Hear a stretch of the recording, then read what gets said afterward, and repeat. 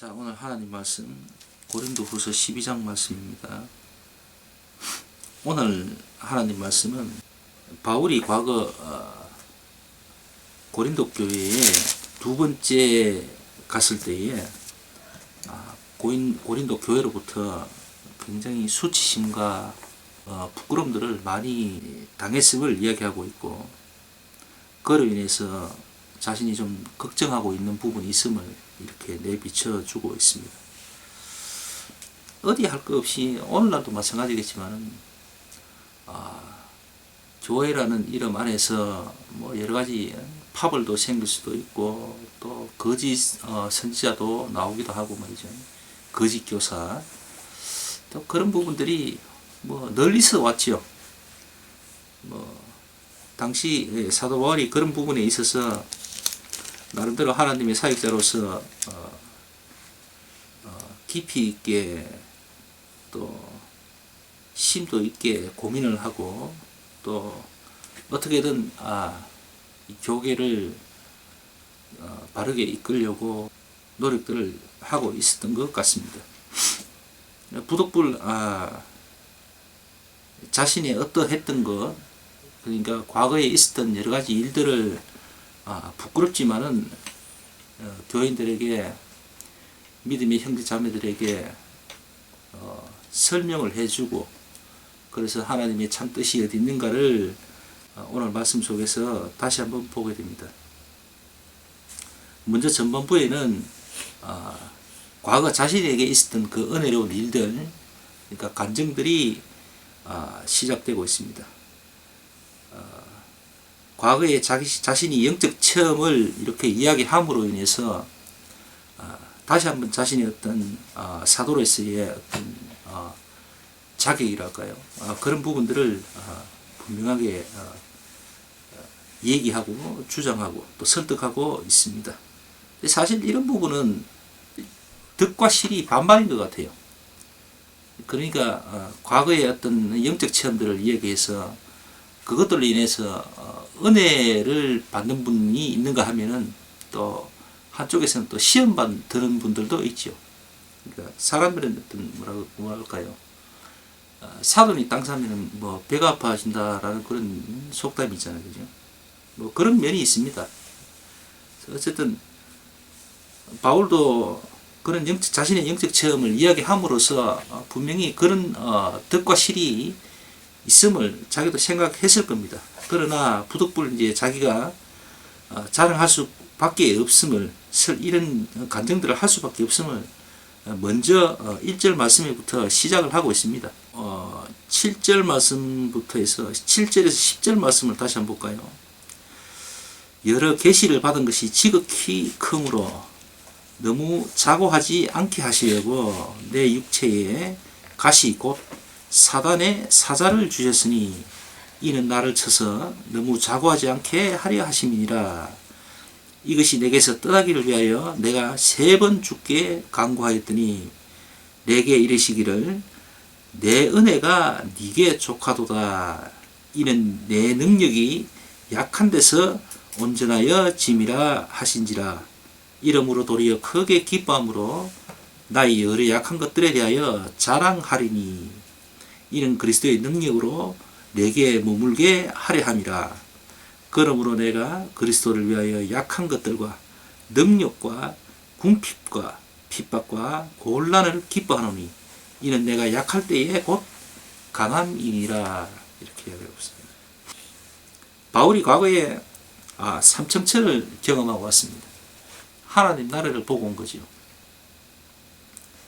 근데 그런 큰 은혜를 받은 바울에게 또 다른 면이 있죠.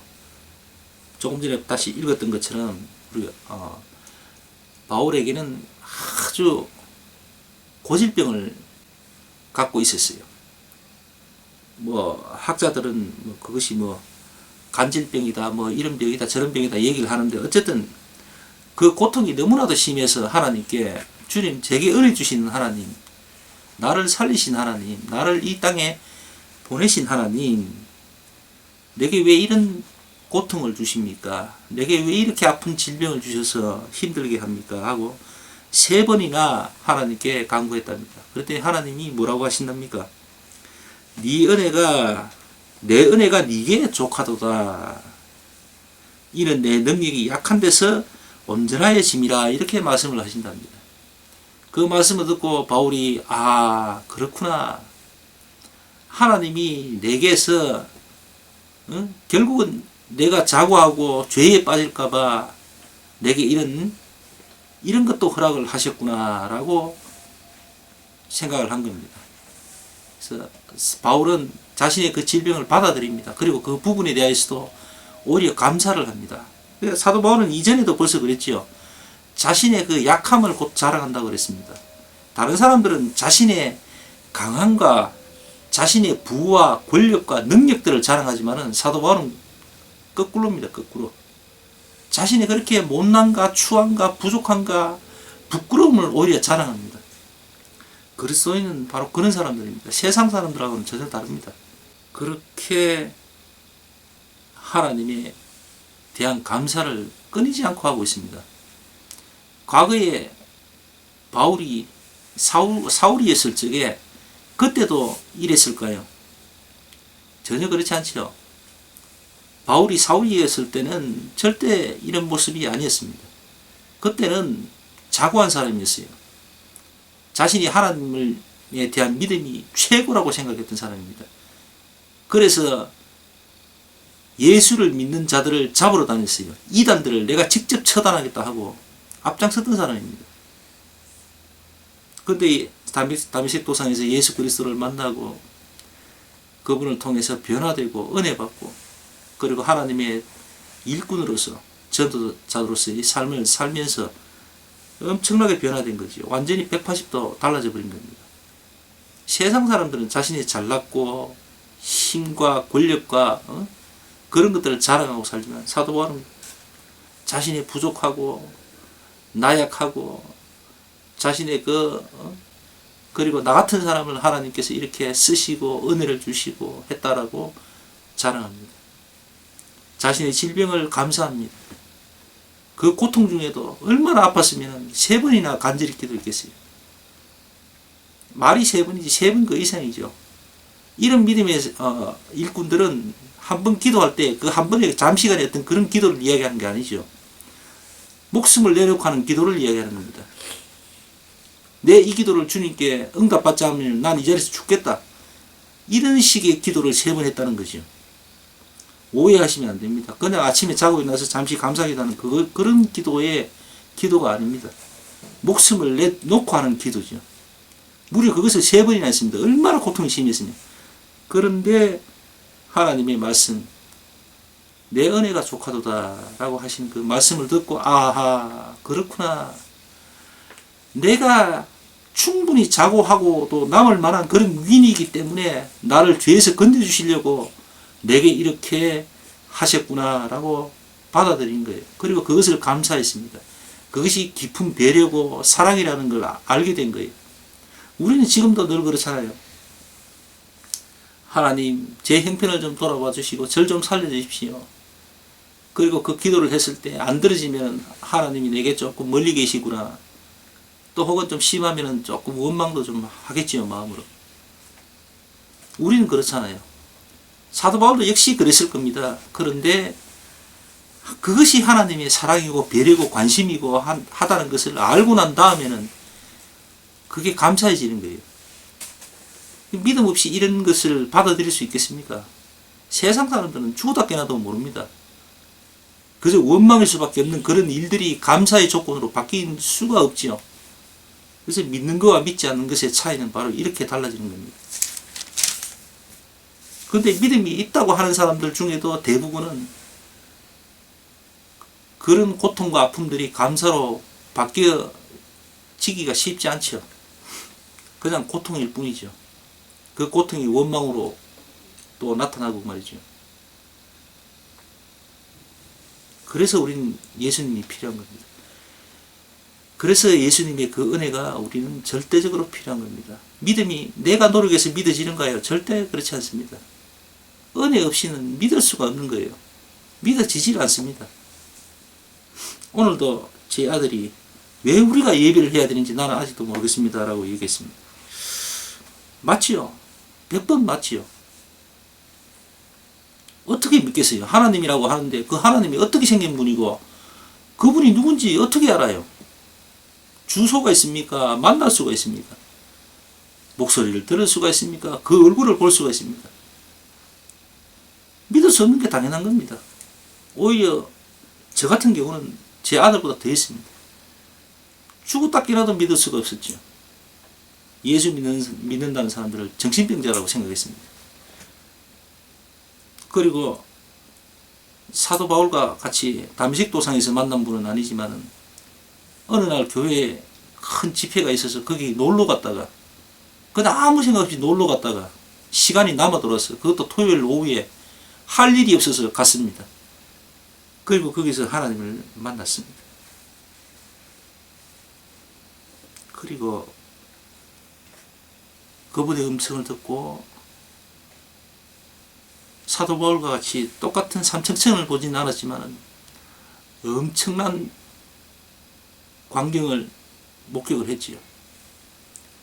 우리가 죄지을 수밖에 없는 존재일 수밖에 없는 그런 상황들, 이 세상의 모습들이 제 눈앞에 펼쳐졌고 하나님이 설명을 해 주셨습니다. 그리고 저는 회개하고 새로운 모습으로 하나님 앞에 살겠다고 약속을 드렸죠. 그리고 하나님의 약속을 받았습니다.